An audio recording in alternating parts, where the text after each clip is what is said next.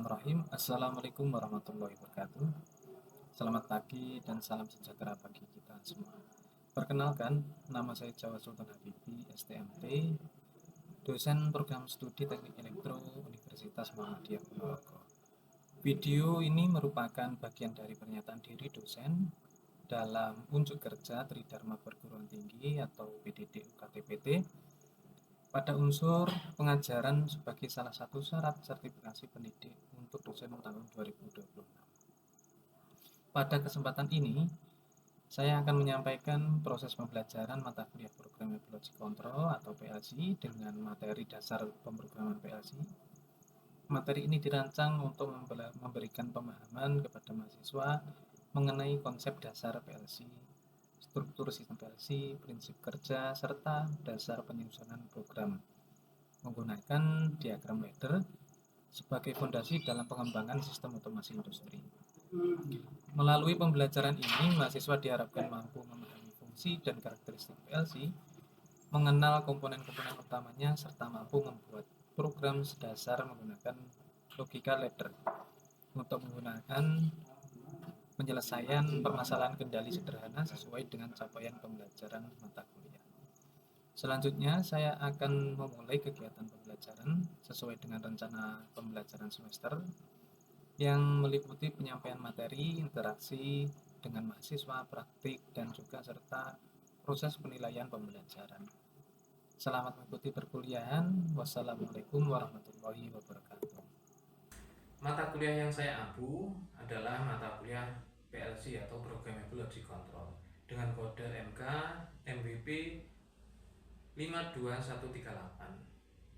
Mata kuliah ini merupakan mata kuliah wajib program studi dengan bobot SKS yaitu teori 2 dan praktikum 1 SKS.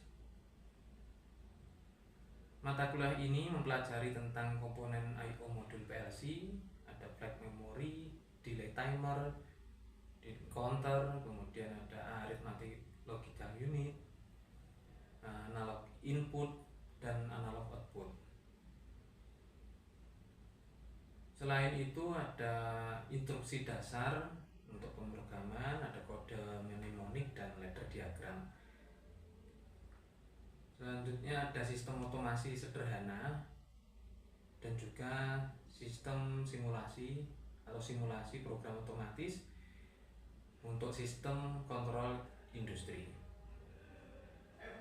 CPL mata kuliah ini capaian pembelajaran luaran untuk prodi. Yang pertama adalah CPL 4 yaitu kemampuan mengidentifikasi, merumuskan, menganalisis, dan menyelesaikan permasalahan teknik elektro. CPL selanjutnya CPL 5 adalah kemampuan menerapkan metode, keterampilan, dan piranti teknik yang diperlukan untuk praktek teknik elektro. CPL 12 itu kemampuan menunjukkan sekaligus sikap religius dan ketakwaan kepada Tuhan Yang Maha Esa, serta menjunjung tinggi nilai kemanusiaan dalam menjalankan tugas dan etika, menunjukkan sikap bertanggung jawab atas pekerjaan di bidang karirnya secara mandiri. CPMK mata kuliah ini ada 5. Yang pertama adalah menjelaskan konsep dasar PLC, arsitektur dan prinsip kerjanya. Yang kedua adalah mengaplikasikan ladder diagram untuk mengontrol proses industri sederhana. CPMK yang ketiga yaitu menggunakan software program PLC, ada Sinj, ada Siemens, Omron atau Otsil PLC untuk simulasi dan implementasi. CPMK yang keempat itu menganalisis dan memecahkan permasalahan kendali berbasis PLC dengan pendekatan sistematis. CPMK yang kelima bekerja sama dalam kelompok untuk merancang proyek berbasis PLC. Assalamualaikum warahmatullahi wabarakatuh. Waalaikumsalam warahmatullahi wabarakatuh. Teman-teman, selamat siang. Sehat semuanya? Sehat. Untuk hari ini kita akan melanjutkan perkuliahan kita terkait mata kuliah PLC untuk dasar-dasar pemrograman PLC. kasih ya. Ini kita sebelum kita mulai, marilah kita membaca bacaan basmalah. Bismillahirrahmanirrahim. Semoga pertemuan kita hari ini diberikan kelancaran. Untuk dasar-dasar pemrograman PLC, materi yang akan kita bahas ini nanti ya, kita lihat dari ilustrasi di bawah ini merupakan proses produksi di industri ya. Ini adalah salah satu terapan dari PLC, yaitu fungsinya untuk mengendalikan robot di industri. Di sini khususnya dalam pembuatan mobil ya, ada pintu mobil, bodi mobil, kemudian lain sebagainya. Apakah ini bisa dikerjakan manusia secara langsung? Ya, bisa, tapi akan membutuhkan waktu yang Aman. lebih lama dan juga resiko pekerjaan yang sangat besar. Kemudian bagaimana cara menyelesaikannya? Di PLC itu perlu adanya pemahaman dulu terkait dengan kebutuhan ya, kebutuhan dari sistem kontrol itu apa saja, kebutuhan dari sistem. Kemudian ada flowchart secara umum, jadi kita buat secara umum dari kebutuhan yang dibutuhkan tadi. Selanjutnya menjadi list atau daftar input dan juga output, ada sistem yang kita rencanakan. Selanjutnya adalah membuat flowchart ke dalam program PLC. Proses yang selanjutnya adalah mensimulasikan. Jadi sebelum diaplikasikan secara langsung di PLC yang di industri, kita sebaiknya kita simulasikan dulu menggunakan software simulator. Ada beberapa contoh, kalau di Foxil PLC itu juga ada simulator Foxil, kemudian PLC yang lainnya juga ada. Kalau sudah benar, maka kita dapat melanjutkan proses selanjutnya, yaitu memasukkan program atau menginputkan program ke dalam device PLC yang kita miliki tadi. Setelah itu, setelah plan atau perencanaan kita tadi dijalankan, pasti ada error ya, bisa langsung, bisa terkadang kita juga mengalami error pada sistem. Kita perlu evaluasi lagi, kira-kira penempatan sensornya sudah tepat atau belum, aktuatornya sudah tepat atau belum, dan lain sebagainya. Nah, bagaimana PLC itu mengeksekusi program? Jadi setelah kita inputkan program, PLC itu bekerja secara berurutan. Yang pertama yaitu first come first, jadi per baris ya. Di baris pertama nanti apa saja di instruksi itu ada misalkan ada input, kemudian ada kondisi sinyal ataupun langsung menjadi sinyal high ataupun low. Kalau membutuhkan pengkondisi sinyal, jadi misalkan ada inputan yang sifatnya analog ya, itu bisa dikondisikan dulu. Bisa pakai modul pengkondisi sinyal ataupun di dalam PLC juga ada analognya, analog read gitu ya. Jadi setiap PLC tentunya berbeda kemampuan dan juga kemampuannya, kemudian spesifikasinya, dan cara programnya pun juga berbeda-beda. Sebenarnya PLC bekerja secara simultan atau scanning ya, scanning dulu, kemudian PLC mengupdate status input output, lalu mengeksekusi program, demikian seterusnya. Jadi ketika sudah diaplikasikan ke industri, itu pasti ada efek ya, efeknya untuk sensor yang lainnya, misalkan ada proteksi arus pada motornya, misalnya kan ada proses pembuatan mobil tadi, kemudian ada error di hardware-nya, nanti ada sensor yang lain untuk memerintahkan untuk breakpoint atau untuk menghentikan secara otomatis. Selanjutnya, bagaimana PLC mengeksekusi program tadi sudah saya jelaskan. Jadi ada yang pertama update kondisi output ya, yang kalau ini sudah menjadi sistem, kalau sudah menjadi sistem, kalau belum ya tergantung.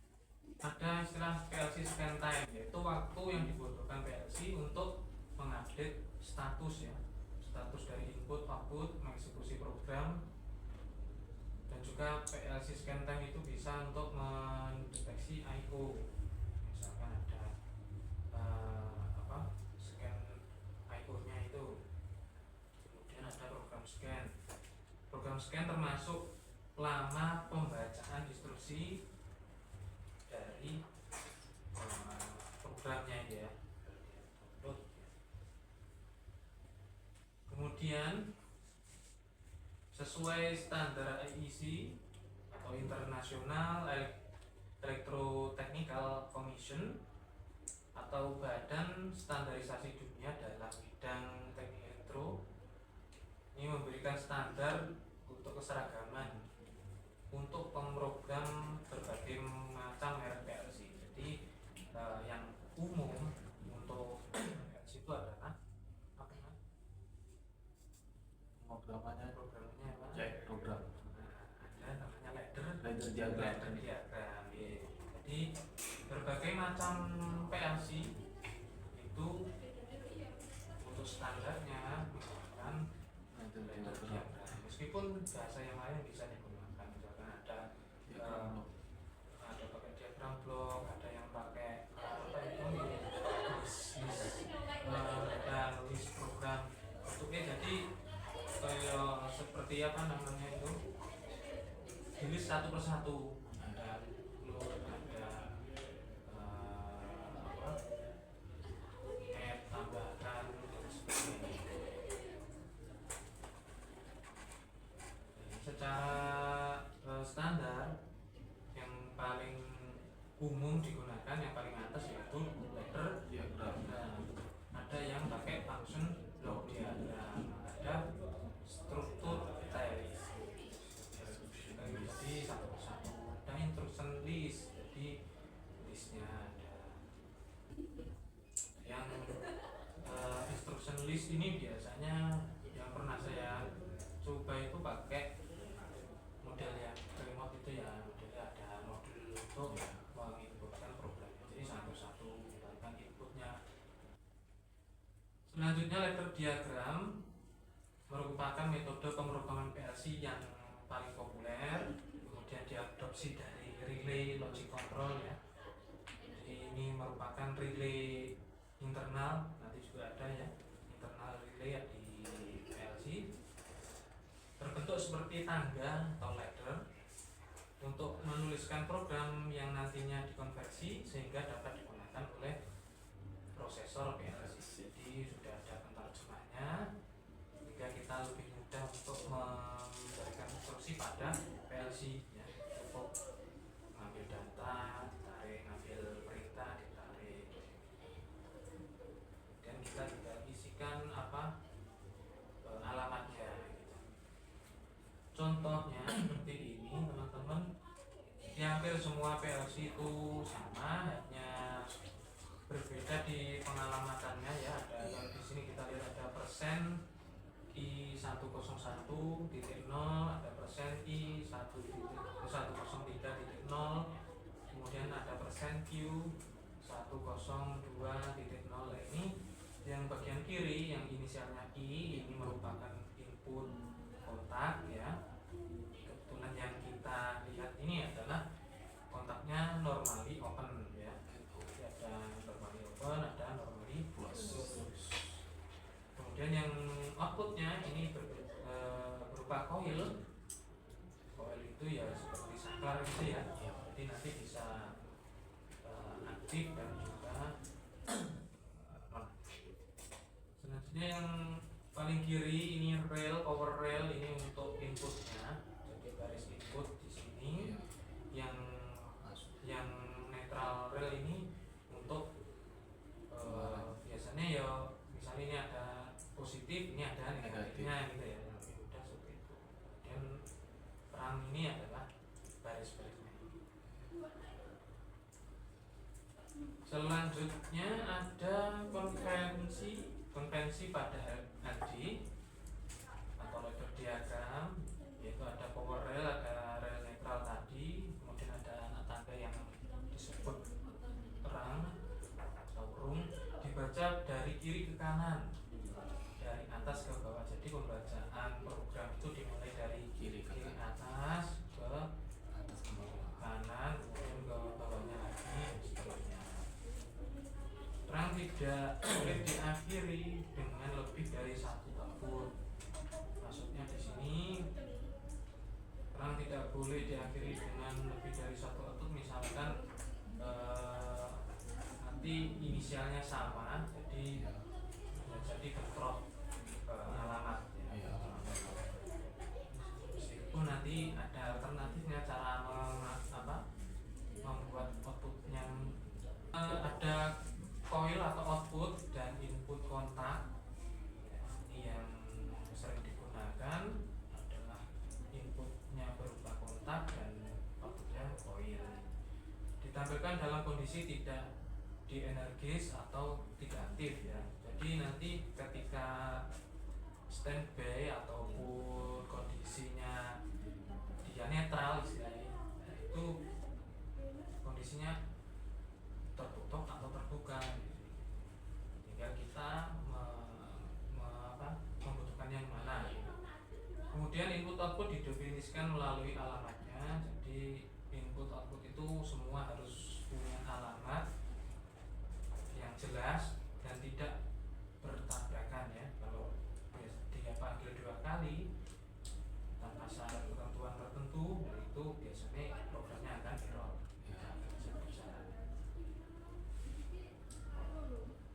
Komponen-komponen dasar pada ladder diagram ini biasanya ada kontak input tadi ya. Kontaknya merupakan input, coil merupakan output, kemudian ada timer dan counter ya. Teman-teman apakah sudah tahu apa itu timer dan apa itu counter? Siapa yang tahu? Silakan angkat tangan. Salah satu saja. Ya. Pewaktuan timer pewaktuan. Sedangkan counter siapa yang bisa? Silakan angkat tangan. Counter apa? Counter penghitung, Pak. Penghitung ya. Ada yang bilang penghitung benar atau salah? Jawabannya adalah benar ya. Menghitung. Jadi timer ini adalah pewaktuan. Jadi ada timer on, ada timer off ya, timer on delay, ada timer off delay. Jadi misalkan kita punya aplikasi untuk membuka ada orang misalkan mau masuk ke pintu otomatis itu dikasih delay, misalkan dikasih timer on. Jadi ketika dia di depan pintu itu harus nunggu dulu, tidak langsung membuka misalkan, untuk verifikasi misalkan. Kemudian kalau counter itu adalah menghitung, misalkan ada orang masuk pintu itu dihitung orang yang masuk berapa, kemudian yang keluar berapa, itu nanti bisa dihitung pakai aplikasi counter ini.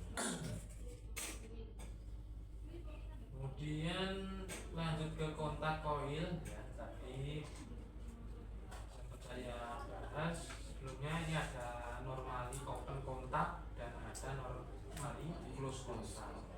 Jadi normally open kontak ini apa? Ini merupakan kontak dalam kondisi normalnya atau standby-nya itu sifatnya adalah open atau terbuka ya, jadi tidak tersambung. Sedangkan yang close kontak ini merupakan kontak yang keadaan normalnya sifatnya adalah tertutup, jadi dia nyambung. Ketika diaktifkan dia memutus. Kemudian ada transition kontak, ini positif transition kontak, ada negatif transition kontak. Jadi ini kalau positif transition kontak berarti ya ketika ada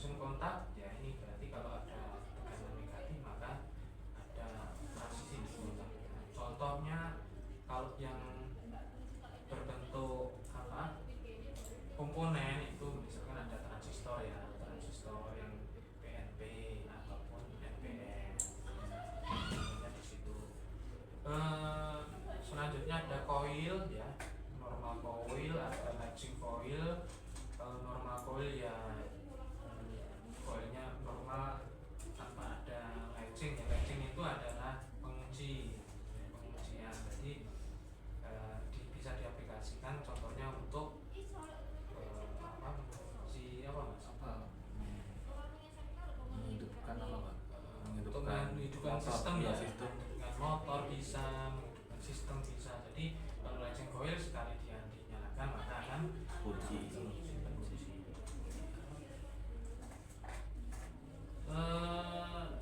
Ini tadi normal kontak coil ya, ada normally open, ada normally close.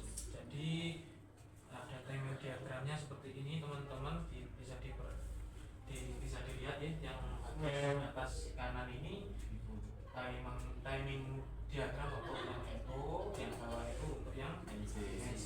Jadi ketika yang atas ini diaktifkan maka yang NO juga akan aktif, sedangkan yang NC ketika saklar atau inputannya diaktifkan justru malah akan memutus, soalnya dia normally close. Ada macam-macam simulator ya teman-teman, bisa gunakan Zerio ataupun software simulator yang lain ya. Ada apa yang program bisa, kemudian ada tadi yang saya sebutkan, ada Foxil yang mudah dan istilah teman-teman. Kira-kira XOR ini bisa dimanfaatkan untuk apa ya? Untuk saklar tukar. Dari rangkaian sederhana seperti ini saja ternyata aplikasinya sudah besar ya. Misalnya teman-teman punya tangga yang naik turun, jadi lampunya ada di tengah, teman-teman bisa menyalakan atau mematikan dari atas ataupun dari bawah. Ini ada internal relay. Internal relay ini adalah fasilitas yang ada di dalam PLC, di mana internal relay ini tidak berbentuk fisik namun bisa diaplikasikan ya. Contohnya kalau internal relay ini misalkan outputnya adalah 1, maka nanti output 1 itu nanti akan bisa dipanggil berkali-kali di bawahnya, jadi sehingga tidak mengganggu atau bentrok program. Selanjutnya ada yang muncul berkali-kali seperti ini tadi ya, internal relay tadi. Coba untuk materinya, coil hanya dapat muncul sekali tadi ya. Kenapa alasannya? Karena mengapa kalau ini kan tidak bisa, misalkan ya yang atas ini adalah inputnya sama, outputnya sama, alamannya ini tidak akan bisa bekerja ya. Harusnya begini. Untuk rangkaian pengunci ini untuk bisa digunakan untuk start mesin atau start engine, kemudian yang bagian normal close ini untuk memutuskan off, untuk mematikan. Nah, ini aplikasi yang tadi saklar berkas tadi, teman-teman bisa mencobanya. Bagaimana kalau kita praktekkan saja? Sudah siap? Boleh kita praktekkan dulu. Silakan teman-teman mengambil perlengkapan. Atas ini merupakan bagian inputnya ya, yang bagian input, ini yang bagian output. Jadi yang inputnya ini nanti dihubungkan dengan saklar yang di atas ini, bisa pakai push button ataupun common, kemudian CCC. Ini kan AC ini kok masuk ke sini. Ini pakai push button ya? Enggak, Pak. Oh, saklar ya? Ada programnya ini. Sudah, Pak. Kita Oke. Ya coba ini dihapus dulu AC ini ke positif dan positif. Kemudian netral atau negatifnya untuk outputnya Mas Bayu ngambil di common berapa? Common Y0.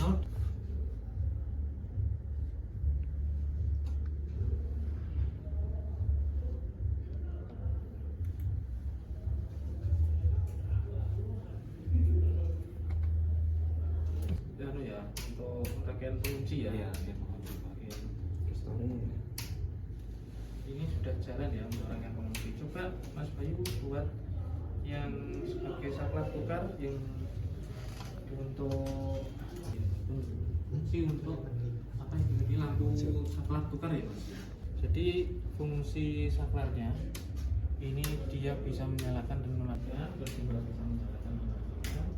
Ketika yang satu nyala, yang kedua ini bisa mematikan, dan sebaliknya yang kedua ini menyalakan, mematikan. Setelah kita praktekkan secara langsung di program PLC, sudah berjalan dengan baik tadi untuk praktikumnya, percobaannya tadi. Barangkali ada yang mau ditanyakan, silakan. Di pabrik atau industri kan bisa untuk mesin sama kontrol di komputer semisal gitu, atau di ruang kontrol. Mesin kita tidak langsung ke bagian mesinnya, tapi kita di ruang untuk misalkan ada ruang kontrol ya. Di situ biasanya sudah dilengkapi dengan monitor ataupun HMI ya. Contohnya ada di belakang ini ada mesin interface, bisa digunakan untuk memonitor, jadi menyalakan mesin tidak lagi turun ke mesinnya, tapi kita cukup menyalakan lewat HMI. Kemudian nanti perkembangan selanjutnya teman-teman bisa belajar lebih dalam lagi terkait PLC ini. Ada istilah namanya SCADA ya. SCADA itu ya fungsinya adalah mengontrol berbagai macam PLC ya. Di industri itu tidak hanya satu PLC saja ya. Jadi ada banyak PLC, misalkan untuk yang salah satu fungsinya untuk packing, satu PLC untuk produksi, satu PLC untuk labeling atau yang lain sebagainya. Nah di ruang kontrol itu kita bisa memonitor bagaimana prosesnya dari awal sampai akhir, seperti itu. Cukup. Terima kasih, dan yang kita pelajari ini dapat bermanfaat bagi nantinya. Ada salah kata, saya mohon maaf. Assalamualaikum warahmatullahi wabarakatuh. Siang. Demikian pemaparan yang dapat saya sampaikan. Terima kasih atas perhatian dan waktu yang telah Bapak Ibu asesor berikan dalam menilai portofolio dan video ini. Besar harapan saya semoga seluruh proses sertifikasi dosen ini dapat berjalan dengan baik dan saya dapat memenuhi kriteria yang ditetapkan sebagai dosen profesional. Wassalamualaikum warahmatullahi wabarakatuh. Terima kasih.